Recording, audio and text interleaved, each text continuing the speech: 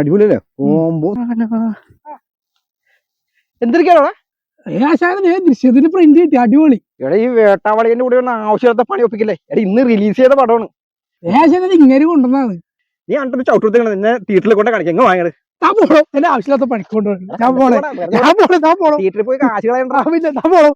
ദൃശ്യം 3 cinema release ചെയ്യേണ്ടത് നിങ്ങൾ കാണാൻ പോകുന്നുണ്ടെങ്കിൽ ഒരു കാര്യം ശ്രദ്ധിച്ചിട്ട് പോയത്, ഇത് കേട്ടിട്ട് പോക്കോ.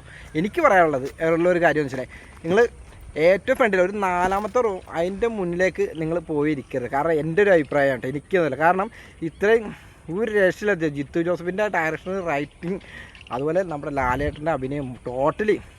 ഈ ഇടയ്ക്ക് കുറേ പടങ്ങൾ കണ്ടിട്ടുണ്ട്. കണ്ടു കഴിയുമ്പോൾ നോക്കുമ്പോൾ വേണ്ട ഇത് നമുക്ക് OTT-യിൽ വന്നു കഴിയുമ്പോൾ കണ്ടാവുമെന്ന് എനിക്ക് തോന്നിയിട്ടുണ്ട്. പക്ഷേ അല്ലേ ഇത് നിങ്ങൾ ബിഗ് സ്ക്രീനിൽ തന്നെ ആ ഒരു സൗണ്ട് എഫക്റ്റിൽ പോയി കാണണം തീർച്ചയായിട്ടും. ഇനി ഇത് ആശീർവാദനല്ല, ആൻ്റണി പെരുമാനും ഇവർക്കൊന്നും 100 കോടി ക്ലിപ്പിൽ കയറ്റാനുള്ള ഒരു മോഹം കൊണ്ടോ ഒന്നുമല്ല.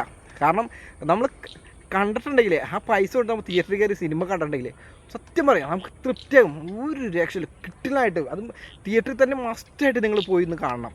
കാരണം ആ ഒരു വലിയ ബിഗ് സ്ക്രീനിലും ആ സൗണ്ട് എഫക്റ്റിലും കണ്ടു കഴിഞ്ഞാൽ പടത്തിൻ്റെ ഒരു ഫീല് നമുക്ക് കിട്ടുള്ളൂ. സത്യം പറഞ്ഞാൽ ആ കൊടുക്കുന്ന പൈസ ഒരു കാരണവശാലും നഷ്ടമല്ല. എനിക്ക് പേഴ്സണലി സത്യം പറഞ്ഞാൽ പടം ഇഷ്ടപ്പെട്ട്. നിങ്ങൾ പടം കണ്ടിട്ടുണ്ടെങ്കിൽ നിങ്ങൾ അഭിപ്രായം അറിയിക്കുക. ഞാൻ കൂടുതലൊന്നും പറയാനില്ല. തീർച്ചയായിട്ടും ഞാൻ എല്ലാ പടത്തിൻ്റെ റിവ്യൂ കാര്യങ്ങളൊന്നും ഞാൻ അങ്ങനെ പോസ്റ്റ് ചെയ്യാത്തൊരു മനുഷ്യനാണ്. പക്ഷേ ഇത് കണ്ടപ്പോൾ എനിക്ക് തോന്നിയപ്പോൾ ഞാൻ ഇന്ന് ഉച്ചയ്ക്ക് പോയി കണ്ടാണ്. കുറേ നാൾക്ക് ശേഷമാണ് ഇങ്ങനെ ചില പടങ്ങൾ, നല്ല നല്ല പടങ്ങൾ വരുന്നത്. എന്തായാലും ഇത് അടിച്ച് കയറും എന്നുള്ള കാര്യം ഉറപ്പാണ്. OTT-യിലൊക്കെ വന്നിട്ട് കാണാൻ പറഞ്ഞ് ഇരിക്കരുത്. കണ്ടു കഴിയുമ്പോൾ നിങ്ങൾക്ക് തോന്നും പക്ഷേ ഇത് തിയേറ്ററിൽ പോയി കണ്ടാൽ മതിയായിരുന്നു എന്നൊരു തോന്നൽ ചിലപ്പോൾ വരാൻ സാധ്യതയുണ്ട്.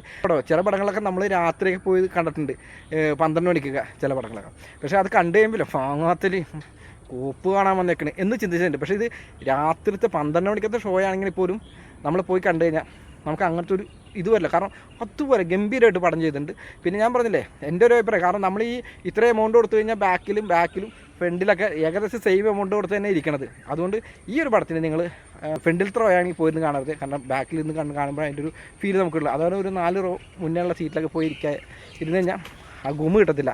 അപ്പോൾ എന്താ പറയുക, മെയിനായിട്ട് ഒന്നേ നമ്മളിങ്ങനെ ഫ്രണ്ടിൽ പോയിരുന്നു, ഒന്ന് ഇങ്ങനെ നോക്കിക്കണം അല്ലെങ്കിൽ ഇങ്ങനെ നോക്കിക്കണം. ചിലപ്പോൾ പകുതി ആൾക്കാരെ നമുക്ക് കാണത്തില്ല. നല്ല ആ ഒരു വിഷ്വൽ എഫക്റ്റ് നമുക്ക് ഫീൽ ചെയ്യില്ല. അപ്പോൾ അതുകൊണ്ട് തീർച്ചയായിട്ടും നിങ്ങൾ തിയേറ്ററിൽ തന്നെ പോയി കണ്ടോ. ഗംഭീര പടം, ഒരു രക്ഷയില്ല, അടിപൊളി. എനിക്ക് ഒത്തിരി ഇഷ്ടപ്പെട്ടു.